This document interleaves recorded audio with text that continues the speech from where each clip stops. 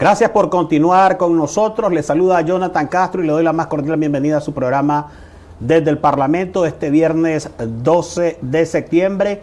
Estamos en esta jornada inmersa de todos y todas San Jacinto para una jornada que nos llena de orgullo patrio, de dignidad y sobre todo recordar la gesta de los hombres y mujeres que a lo largo de la historia han luchado por nuestra soberanía, independencia y autodeterminación nacional. Para hablar del 169 aniversario de la batalla de San Jacinto y los 204 años de la firma de la independencia, del Acta de la Independencia de Centroamérica, memoria viva de nuestros héroes, legado de dignidad y soberanía, me acompaña el diputado Wilfredo Navarro. Él es segundo secretario de la Junta Directiva de la Asamblea Nacional, a quien le damos la más cordial bienvenida. Buenos días. Buenos días, muchas gracias por invitarme a un programa que tiene un contenido histórico tremendo. Septiembre es un mes que, ya sea por destinos de la historia o por esencia de la vida, tiene un alto contenido patriótico y un alto contenido de soberanía y muchos hechos de relevancia para Nicaragua se han generado precisamente en septiembre. Por ejemplo, tenés un día como hoy, un 12 de septiembre, Cristóbal Colón, huyendo de la tormenta, dobla hacia Nicaragua y llega al cabo que después él llama Cabo Gracias a Dios, porque ahí se guarece de la tormenta. Tenés un 12 de septiembre también, un día como hoy, se firma el pacto provisorio entre los líderes en contienda en la guerra nacional, más que nada en la guerra que se da antes de la guerra nacional, porque lo que había era una guerra entre legitimistas, democráticos o digamos liberales, conservadores, timbucos, calandracas, descamisados. Han tenido diferentes nombres a lo largo de la historia y sus jefes eran Tomás Martínez del lado de los conservadores o legitimistas y Máximo Jerez del lado de los liberales y los democráticos. Y estaban en guerra y eso es lo que provocó que la venida de Walker ante el llamado de las fuerzas democráticas para que viniera Walker a ayudarles a derrotar a Tomás Martínez.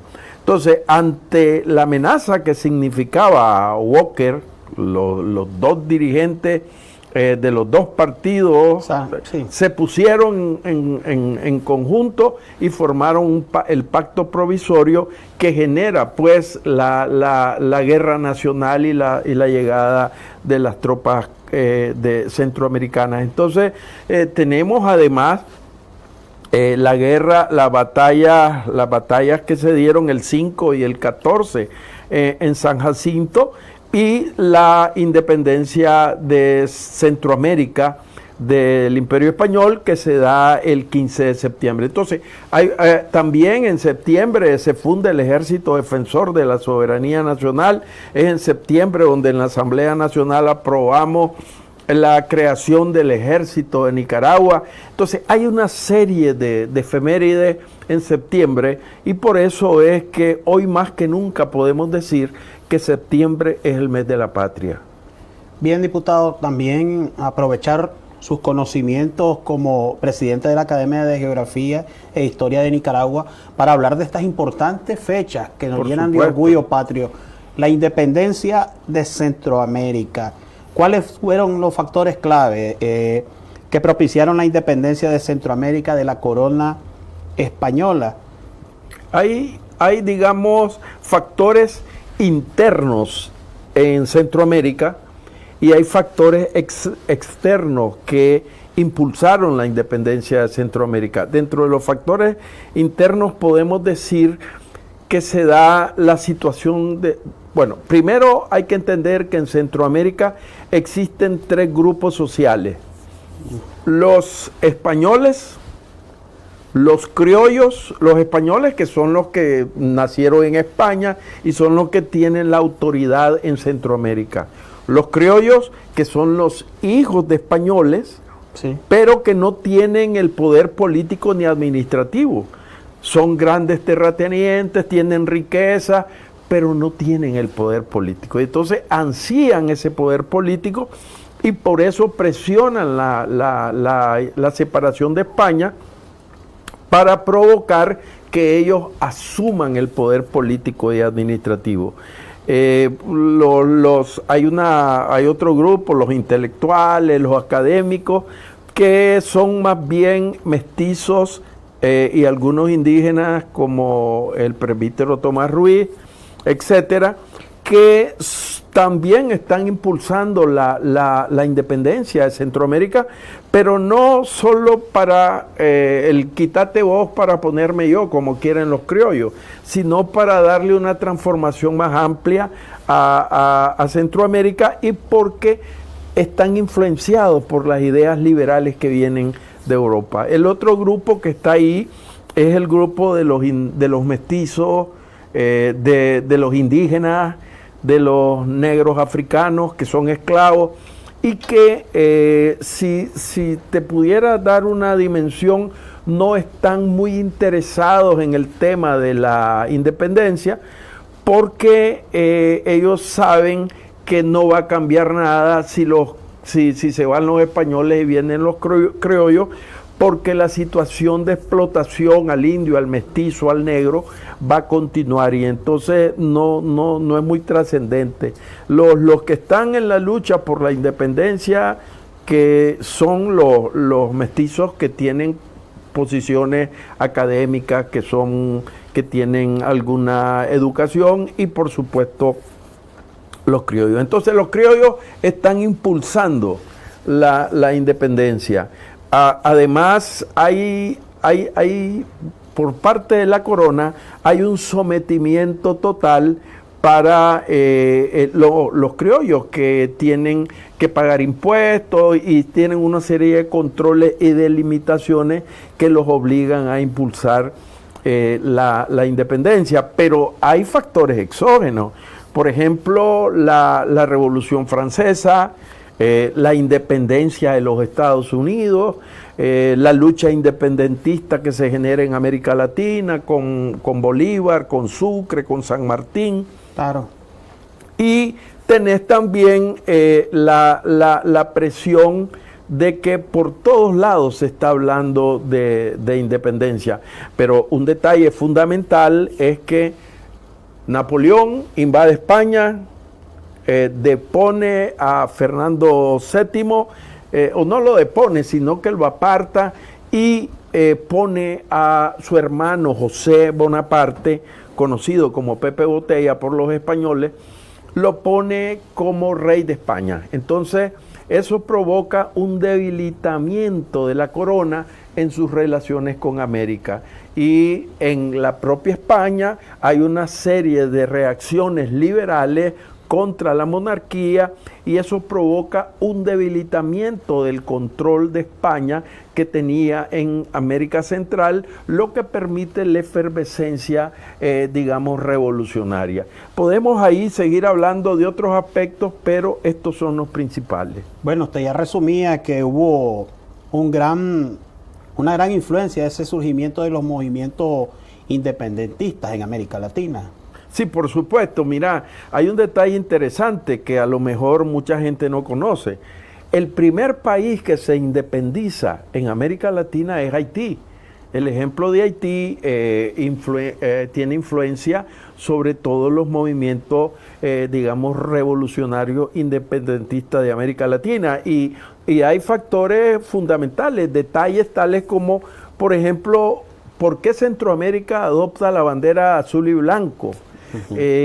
Tiene su historia, porque es un reconocimiento de Centroamérica al apoyo que recibió el movimiento independentista en Centroamérica por parte de América del Sur. Por ejemplo, ¿de dónde tomamos esa bandera? La tomamos de las Provincias Unidas del Río de la Plata, que posteriormente es Argentina. Entonces, la bandera que tenemos nosotros viene desde ahí y es un reconocimiento que hace un salvadoreño, Arce creo que se llama, un general Arce, a precisamente el apoyo que hace América del Sur y en especial la ahora Argentina a la independencia de Centroamérica. Podríamos decir, sí, de que a pesar de todas estas crisis internas, crisis exógenas que existían, como la toma de la península ibérica por Napoleón, por su hermano, que puso ese vacío de poder. Hay un debilitamiento total de la autoridad monárquica en América Central ante la situación de España, porque es contraproducente. Las ideas liberales introduciéndose en Europa con la democracia, con el no a la monarquía, y eso se está gestando también en España. Eso da un resurgir de ideas en contra de la monarquía que debilitan esencialmente la presencia española en América Central.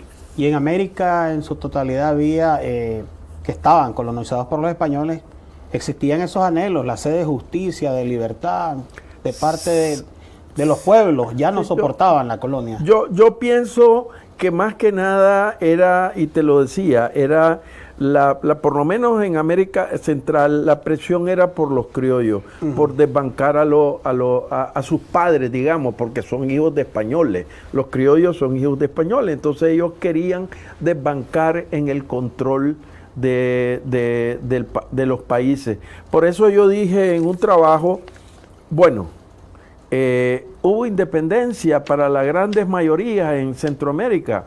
Si lo que hubo fue un cambio de traje, pasaron de los españoles nacidos en España a los españoles nacidos en América, y las condiciones no variaban mucho. Entonces, el elemento fundamental de esto fue un no cambio de sistema, porque la mayoría de los criollos aspiraban a mantener un sistema de monarquía, y lo demostraron cuando inmediatamente que después nos independizamos de España, se dio la anexión a México, al imperio de Iturbide.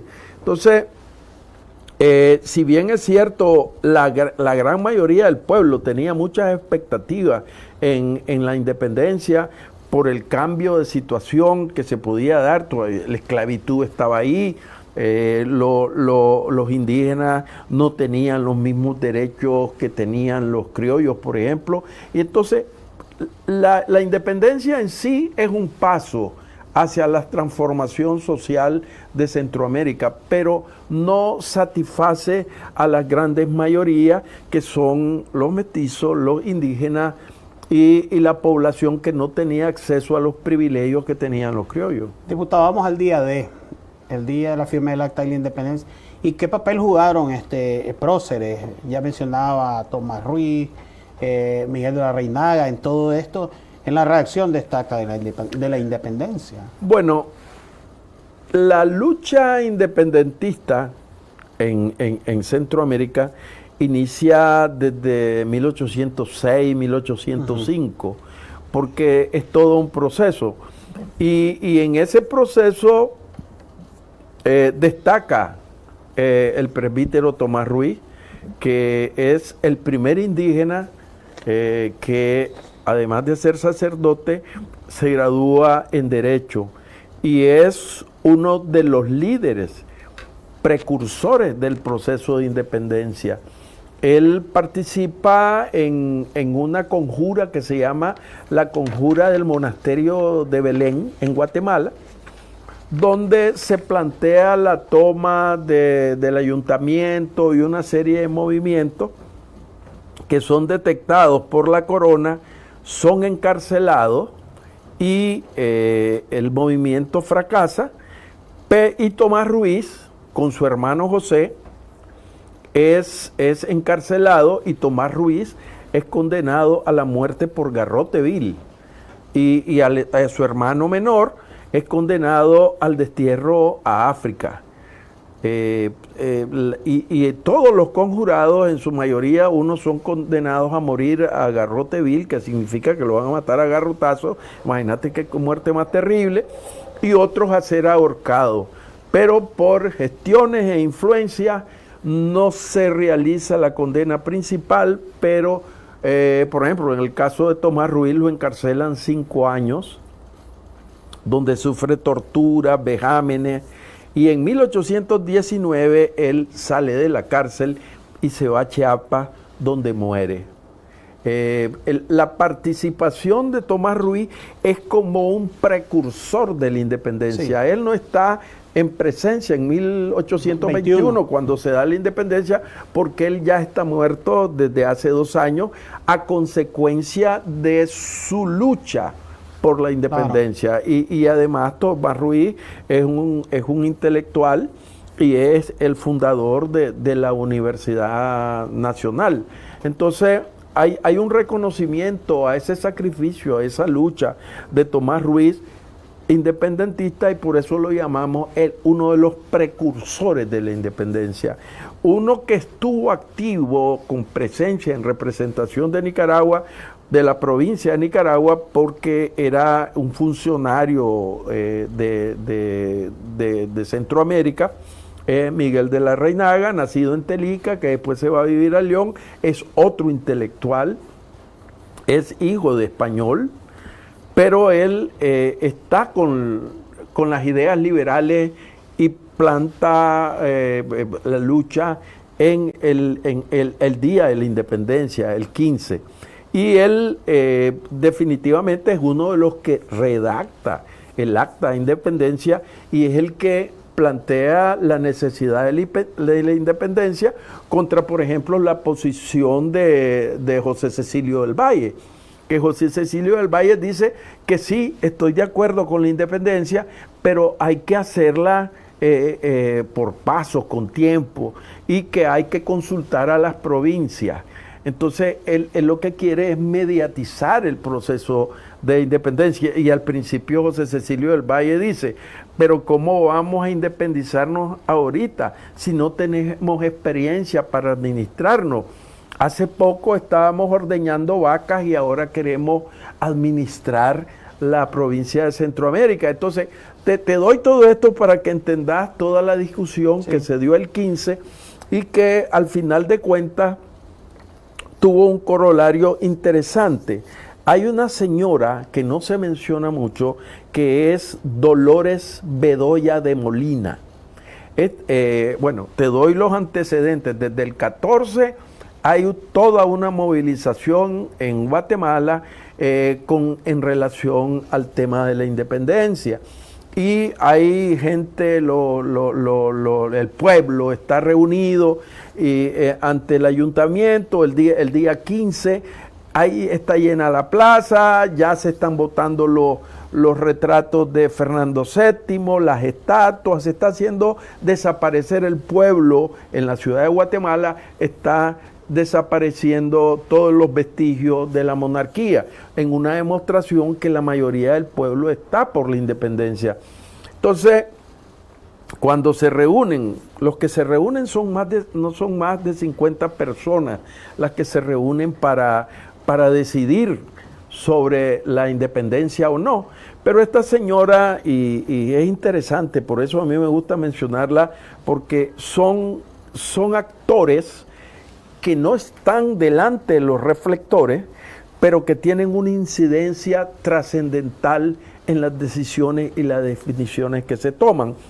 Te lo doy rapidito. Esta señora está pensando que viene la independencia, entonces consigue cohetes, música, mariachi no existían, pues, pero por música, toda la fanfarria. Entonces están esperando que se dé la declaración de independencia, pero adentro hay una discusión tremenda que no quieren, y por ejemplo es la posición de que hay que diferir la declaración de independencia.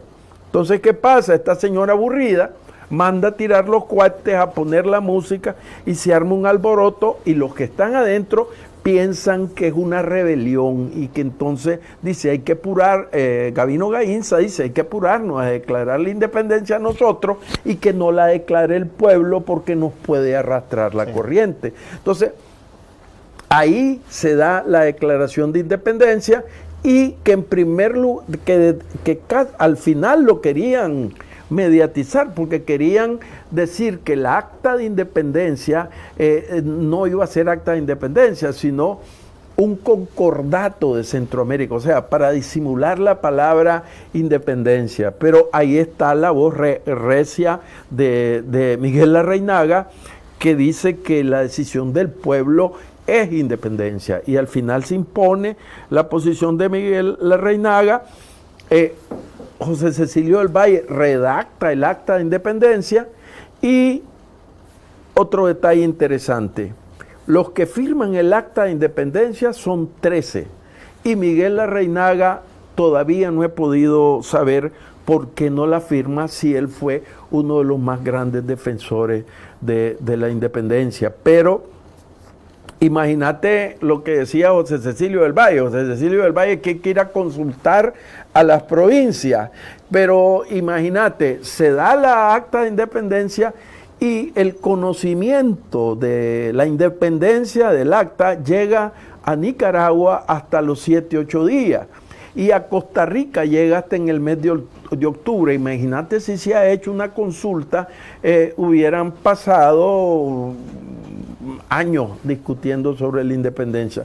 La realidad es que el acta de independencia lo que dice es que, bueno, nos declaramos independientes de la colonia española, pero quedan los mismos funcionarios, o sea, ya en la Centroamérica independiente, y casi inmediatamente se impone la voluntad de los que estaban decidiendo sobre la independencia, y viene la anexión a México. A propósito, otro de los elementos fundamentales que impulsaron la independencia de Centroamérica fue la independencia de México, que México también obtiene, aunque desde 1809, 1810, que en 1810 creo que se da el grito de Dolores y todo eso, y México se declara independiente, es hasta en 1821, que en agosto o en un mes antes, en junio o julio, es que se reconoce la independencia de México. Es como el caso de Centroamérica. Nosotros, una vez que nos separamos de España, formamos la Centroamérica Unida, pero por los pleitos y las discusiones, en 1838 Nicaragua se separa de la federación, pero es nosotros nos separamos nos independizamos de Centroamérica. Centroamérica se independiza de España en 1821, pero seguimos siendo Centroamérica. Nicaragua se independiza de Centroamérica en 1838, pero España nos reconoce como país independiente hasta en 1850. Para que tengas una idea de cómo es la situación que se provocaron en Centroamérica, que desde la independencia nos estuvimos matando. Bien, diputado, voy a hacer una pausa. Cuando regresemos vamos a hablar de otro acontecimiento importante en nuestra historia, y esa lucha que refleja la unidad de lo que es capaz un pueblo decidido cuando no se quiere dejar avasallar ni tampoco imponer la intervención extranjera, y eso quedó demostrado en la batalla de San Jacinto. Ya regresamos.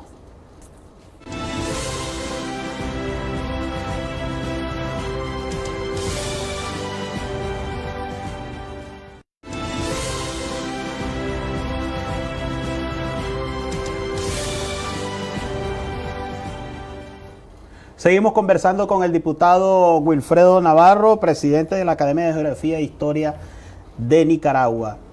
Diputado, un dato interesante: firmamos el Acta de la Independencia de Centroamérica en 1821. 35 años después, volvemos a luchar por nuestra independencia, soberanía y autodeterminación el 14 de septiembre de 1856 en la batalla de San Jacinto. ¿Por qué ocurre esto? Habíamos logrado librarnos de la corona española. Sí, y escasos 3 décadas después, nuevamente nos vemos inmersos en esta lucha. Bueno, mira, recordad que en el 21 nos independizamos de España, pero inmediatamente nos anexamos a México, al Imperio Español de Iturbide. Sí. El Imperio de Iturbide fue efímero 2 años, en el 1823 desaparece porque Iturbide es fusilado. Entonces nos integramos como una sola Centroamérica, los países, pues, que no éramos países todavía, éramos provincias, le llamaban. Entonces, ¿qué pasa? Desde que nos separamos del Imperio de Iturbide, comienza las revolutas en todo Centroamérica y fue de guerra sin fin. Nos separamos en 38 y comienzan las pugnas entre los liberales, los conservadores, o los legitimistas o democráticos, como le querrás llamar, los timbucos o calandracas, pero vienen la disputa del poder que provoca una serie de asesinatos, muertes, y era una guerra fratricida donde se mataban hermanos contra hermanos, pues. Entonces, eso fue de no terminar nunca la guerra. Entonces, ¿qué pasa en 1855 que primero se inicia la guerra fratricida por la disputa del poder entre Tomás Martínez y Máximo Jerez? Entonces, cuando los liberales o los democráticos ven que la guerra que están librando, la guerra interna que se está librando entre liberadores y conservadores, lleva la mayor parte de ventaja los conservadores, entonces Castellón, que es un aliado de Máximo Jerez, porque aquí hay que aclararlo, Máximo Jerez no es el que hace el arreglo con Byron Cole para traer a los filibusteros, sino que lo hace Castellón, porque Máximo Jerez está en el sitio de Granada, sitiando Granada. Pero la realidad es que los filibusteros vienen como mercenarios, vienen a pelear al lado de los liberales para derrotar a los conservadores, pero vienen como mercenarios, como soldados de paga.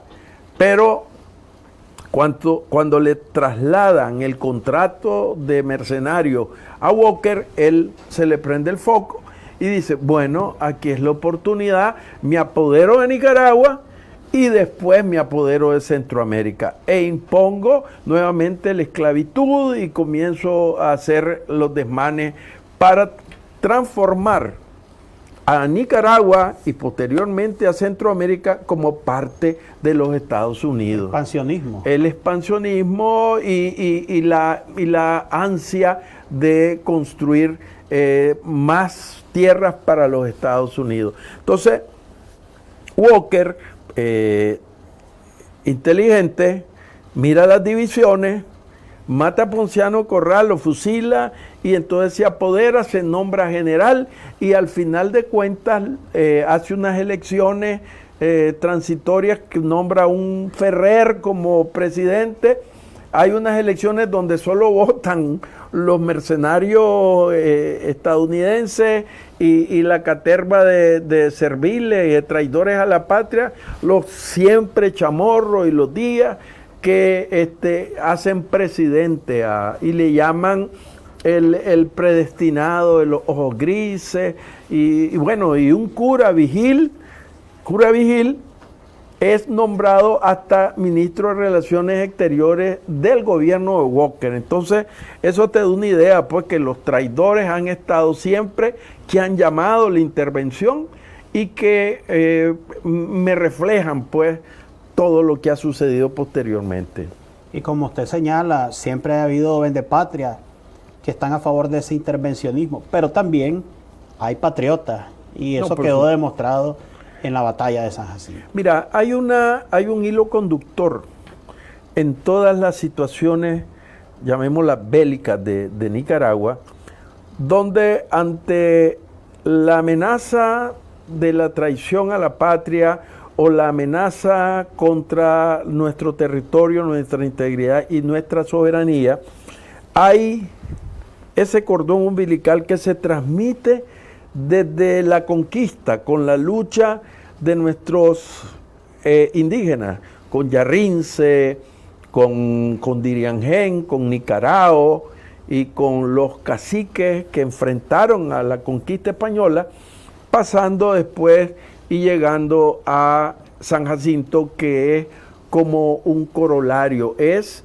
el parteaguas donde se demuestra el valor y el arrojo de los nicaragüenses ante la amenaza expansionista de Estados Unidos y la voluntad de defensa de soberanía de los nicaragüenses. Es interesante cuando vos vas viendo y te encontrás la lucha de los indios flecheros, te encontrás con la lucha de San Jacinto, después pasás a la gesta de Celedón, después a la gesta de Sandino, que le dio origen a la construcción de la Revolución Popular Sandinista y la gesta de transformación de Nicaragua que se está dando. Hay una línea tenue que va guiando el comportamiento de los patriotas nicaragüenses que en determinados momentos salen en defensa de la soberanía nacional. Que usted bien señalaba, la lucha del general Celedón, la lucha del general Sandino, que la Revolución que Popular también, Sandinista. Pero volviendo a ese tiempo, Sandino ve el ejemplo de Celedón, pero también ellos fueron... Son hijos, Celedón, Sandino, los patriotas que lucharon contra el fallido golpe del 2018 son hijos de San Jacinto, porque San Jacinto es un símbolo que lo llevamos los nicaragüenses en el corazón, que significa patriotismo, que significa amor a la patria, que significa respeto, el ansia de soberanía, el rescate de la integridad nacional y por supuesto el nacionalismo y el antiimperialismo. Por eso San Jacinto es un crisol que irradia patriotismo.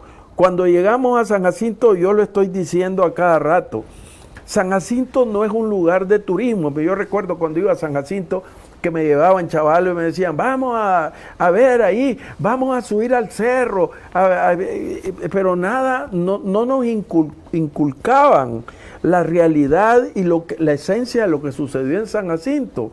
Son 160 nicaragüenses, 100 soldados de Estrada y 60 flecheros que comandaba Francisco Sacasa, que se enfrentaron al mejor ejército armado de ese momento, con las armas más modernas, y lo derrotaron en base a heroísmo y a patriotismo. Yo la otra vez decía que Andrés Castro representa el David moderno que derribó de una pedrada al gigante Goliat, y eso es interesante, porque revisando las cosas, el ejemplo de Andrés Castro se manifestó inmediatamente, porque los nicaragüenses comenzaron a agarrar a pedradas a los filibusteros, y además el ansia de soberanía obligó al nicaragüense a usar lo que tuviera a mano para defender esa integridad de nuestro país. Y fue lo que ocurrió precisamente en la lucha insurreccional contra Somoza. El nicaragüense tomó lo que tenía para defenderse. Las bombas de Mecate y las cosas que se hicieron en Masaya. Eso demuestra que la defensa de la soberanía y del patriotismo no tiene límites, no tiene freno. El nicaragüense con sus manos construye lo necesario para defender la patria, y eso se va en San Jacinto.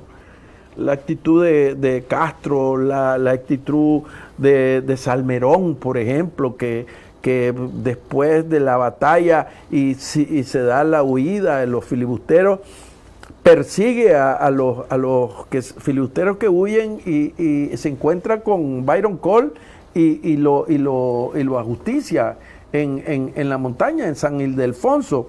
Hay ejemplos como el de Francisco Chico Gómez, un campista que de tanto corretear y ir buscando a los filibusteros muere en el camino, se muere le debe haber dado algún infarto.